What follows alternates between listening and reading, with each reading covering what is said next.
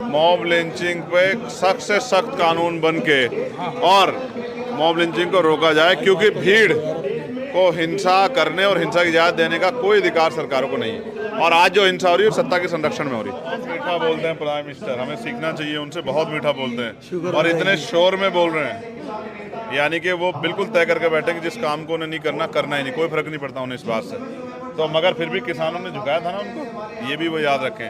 हमने उनको झुकाया था 2 अप्रैल 2018 को, और हमने जब दिल्ली में गुरु रविदास गढ़ टूटा तो भी हमने साबित किया था कि हम अपने आंदोलन के जरिए तानाशाह को झुका सकते हैं। आगे भी क्रम जारी रहेगा। हम वो लोग हैं जो गोली खा के सदन में आए, कुछ लोग वहाँ जो है तलबे चाट के सदन में आए, कुछ लोग जो है संघर्ष करके आए। तो हम गोली खा के आने वालों में से हमारी आवाज़ को दबाया नहीं जा सकता। हमें मारा जा सकता है, हमें इग्नोर किया जा सकता है, लेकिन हमें रोका नहीं जा सकता। जी सर, नेता प्रतिपक्ष के तौर पर राहुल गांधी के बयान पर चर्चा हो रही है, माफी की मांग की जा रही है, कैसे उस बयान को देखते हैं और आपको क्या लगता है क्या वाकई उन्होंने हिंदू विरोधी बयान दिया है? तो आपने बात की, तो मेरी जगह कोई भी बैठे, लेकिन उस विचारधारा से और उन लोगों के प्रति समर्पित होना चाहिए जिन लोगों ने हमें अवसर दिया है।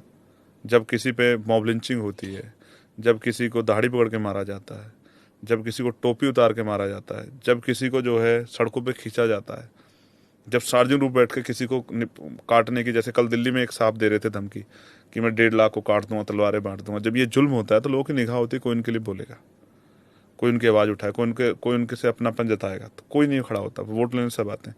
तो उन वर्गों को जिनके साथ तकलीफ है, उनको उम्मीद है कि चंद्रशेखर आज़ाद उनकी आवाज़ बन सकते हैं। मैं उस विश्वास को और मजबूत करूँगा। आप और मैं, यहाँ देखिए, यहाँ मुसलमान नहीं है ना मेरे और आप में, आप भी मुस्लिम नहीं है, मैं बोलता तो सच्चर कमेटी बात नहीं हो रही ना, नहीं हो रही ना। तो मैं इसलिए आपसे कह रहा हूँ कि जब तक जो आदमी नहीं होगा तो उनके प्रतिनिधित्व पे बात नहीं होगी, उनकी पॉलिसी पे, उनकी हिस्सेदारी बात नहीं, उनकी स्थिति पे बात नहीं होगी। तो अगर जैसे आप, क्योंकि जाति के हिसाब से मैं दलित समाज से आता हूँ, तो हम दलितों पे बात कर रहे हैं, क्योंकि मैं बहुजन आइडियोलॉजी फॉलो करता हूँ, पिछड़ों पे बात कर रहे हैं। लेकिन मैं आपसे कह रहा हूँ कि सच्चर कमेटी मैंने तो नहीं बनाई, लेकिन सच्चर कमेटी की रिपोर्ट कहती है ना कि मुसलमानों की हालत दलितों से बुरी है। तो उनको अपलिफ्ट करने के लिए गवर्नमेंट क्या कर रही है? तो कुछ नहीं कर रही। तो इसका मतलब वो लोग कहाँ जाएंगे? अपने मुल्क में अपने आप को अलग महसूस करें। और कोई भी खड़ा होकर कहता है कि निकाल देंगे, भगा देंगे, पाकिस्तान भेज देंगे। किसकी हिम्मत है भेज देगा? किसकी हैसियत है भेज देगा? क्यों भेज देगा? ये मुल्क उनका भी तो है, ये मुल्क जितना किसी और का उतना उनका भी तो, क्यों भेज दोगे? तो ये जुल्म जो है और ये गैर बराबरी हम लोग स्वीकार नहीं करेंगे। इसके खिलाफ हम जबरदस्त लड़ाई लड़ेंगे।